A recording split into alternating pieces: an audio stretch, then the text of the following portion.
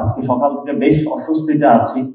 বাংলাদেশের সাধারণত পলিটিক্যাল অ্যাসপেক্টে কাজ করতে গেলে আহ, অনেক জায়গায় সভা সমিতি শুভেচ্ছা বক্তব্য বিভিন্ন জায়গায় দিতে হয়। এর মধ্যেই লাস্ট কাপল অফ ডেইজ এগো আমি ৭১ টিভিতে একটা ইন্টারভিউ দিয়েছিলাম এবং সেখানে হলো তাদের প্রতিষ্ঠা শুভেচ্ছা একটা বক্তব্য দিয়েছিলাম প্রতিষ্ঠা বার্ষিকীর। তো ৭১ টিভি তো বেশ ফেসিবাদী মুজাম্মল বাবু থেকে যারা ছিল সবাই একটা কোলাবোরেটর ছিল এবং আওয়ামী লীগের যে বিচার হওয়া উচিত ৭১ টিভিতে যারা সংশ্লিষ্ট ওই সময় কলা কৌশলী ব্যক্তিবর্গ ছিল তাদেরও বিচার হওয়া উচিত।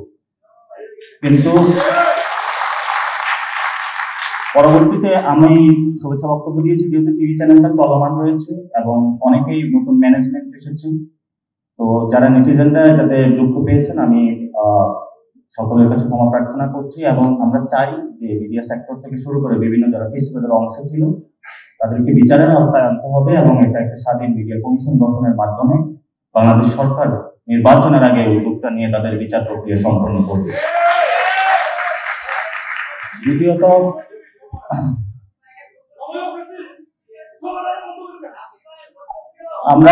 আমরা একটু ডিসিপ্লিনারি ওয়াইতে থাকি। জি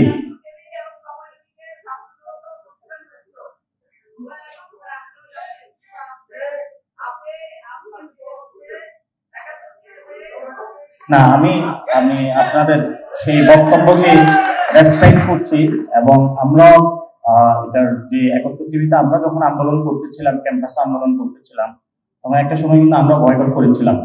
আরো অনেকগুলো টিভি চ্যানেল ছিল। তবে আমরা সরকারকে আহ্বান জানাবো যে একটা স্বাধীন তদন্ত মিডিয়া কমিশন গঠন করা হোক।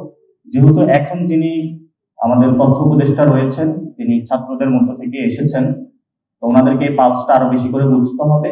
দ্রুত একটা মিডিয়া কমিশন গঠনের মাধ্যমে বিচারের আওতায় তাদেরকে আনতে হবে।